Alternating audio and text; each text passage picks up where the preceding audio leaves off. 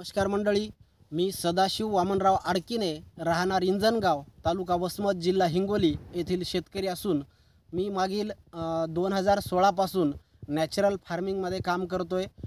माझी विषमुक्त अशी ही शेती मी करण्याचा एक इथं प्रयोग करत आहे। मागच्या 2016 मी बाजारातून कुठलंही रासायनिक औषध, खतं किंवा कीटकनाशक बाजारातून विकत आणत नाही आणि त्या अनुषंगानं मी पूर्वी हळद, केळी, ऊस, पपई किंवा सोयाबीन, कापूस हे पिकं घेत होतो।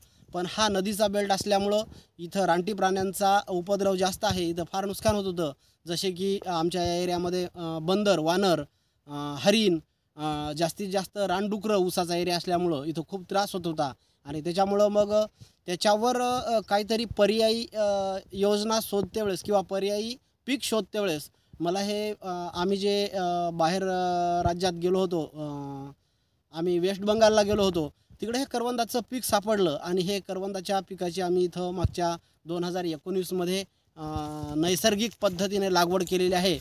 इथं आम्ही 2 ओळीतील अंतर हे 24 फूट ठेवलं। याच्यामध्ये आम्हाला दुसरं एक ॲडिशनल क्रॉप घ्यायचं होतं। हे पेरूचं आपण पाहू शकताय की ही पेरूची बाग आम्ही इथं L49 नावाची लखनौ 49 म्हणून एक चांगली जात आहे। हा पेरू घेतला आम्ही याच्यात 2 ओळीच्या आतमध्ये 24 फूट अंतर 2 करवंदाच्या ओळीतलं आहे आणि सेंटरमध्ये पेरू घेतला।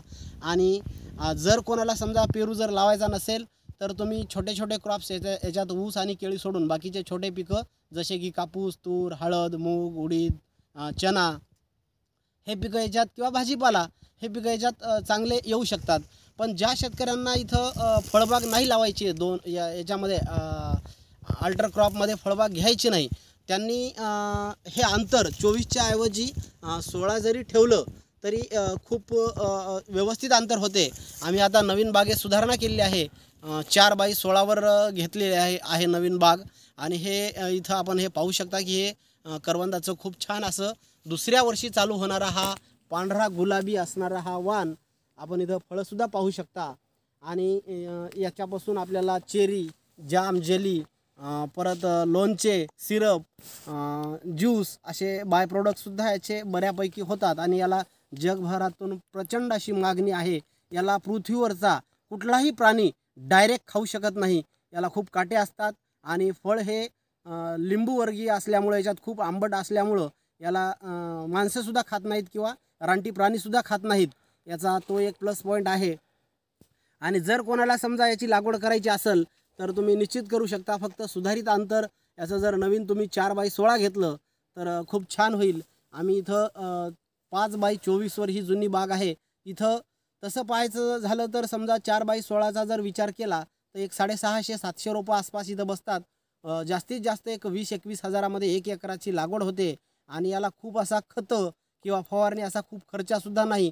आणि 2 वर्षामध्ये आपण आपली आर्थिक परिस्थिती तर सुधारेलच, पण आपल्या शेतीला जर कोणाला नॅचरल फेन्सिंग किंवा कुंपण करायचं असेल, तर जाळी मारायची असेल किंवा तार लावायचा असेल, पोल रवायचे असतील तर एकरी जवळपास ₹1,00,000 खर्च येतो। आणि जर करवंदाचं नॅचरल फेन्सिंग जर तुम्ही केलं तर 6-7 हजार रुपयात 1 एकराचं नॅचरल फेन्सिंग, जे की 25 ते 30 वर्षाची लाईफ आहे आणि कुठल्याही मेंटेनन्स शिवाय इतर प्रोसेसिंग किंवा इतर फेन्सिंग जर आपण केले तर त्याला एक 4-5 वर्षामध्ये त्याचं तूट-फूट मेंटेनन्स चालू होतं। याला कुठलंच मेंटेनन्स नाही। याला पाण्याचा विषय असा आहे की याला पाणी फार कमी लागतं, कारण की हे जंगलातलं डोंगरातलं पीक आहे, म्हणून याला पूर्वीचे लोक कोकणची काळी मैना म्हणून ओळखत होते। हे करवंदाचं डोंगराळ भागामध्ये छानपैकी हे वाढतात, ह्या जाळ्या किंवा हे कुंपण होतं। तर तुम्हाला जर कोणाला लावायचं असेल तर तुम्ही निश्चित माझ्याशी संपर्क साधू शकता किंवा पोखर्णी कृषी विज्ञान केंद्र पोखर्णी आमचे जायभाई सर आहेत, त्यांच्याशी सुद्धा संपर्क तुम्ही साधू शकता। आणि इथं आज रोजी आमचे जायभाई सर इथं आले, त्यांनी करवंदावर आम्हाला जे चांगलं मार्गदर्शन केलं। याच्यामध्ये जे आपण प्रोसेसिंग करत आहोत, प्रोसेसिंगबद्दलसुद्धा ज्या काही छोट्या छोट्या त्रुटी राहिल्या होत्या त्यासुद्धा भरून निघाल्या। आणि इथं आपण हे असं लाईव्ह फेन्सिंग आपण बघू शकताय। जर कोणाला रोपांची काही आवश्यकता असेल किंवा लागवडीविषयी आणखी सखोल माहिती हवी असेल तर तुम्ही नक्कीच मला फोन करून किंवा व्हॉट्सअपद्वारे विचारू शकता। माझा मोबाईल क्रमांक आहे 9834012036 आणि तो जर नाही लागला तर दुसरा एक नंबर आहे 9552459114। धन्यवाद। तर मंडळी याच्यामध्ये जे पीक आहे हे पीक लावायला एका एकराला जवळपास 20-21 हजार रुपये खर्च येतो. पण याच्यापासून उत्पन्न काय, तर एका एकरात किमान मॅच्युअर्ड बागेपासून 8 ते 10 टन करवंद मिळतात.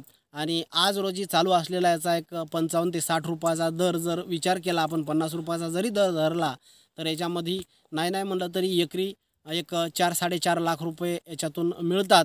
1 लाख रुपये हार्वेस्टिंग, परत वाहतूक असा खर्चा जरी केला तर किमान 3 लाख रुपये याच्यापासून नगदी आपल्याला इन्कम किंवा नगदी स्वरूपातलं उत्पन्न याच्यातून मिळू शकते.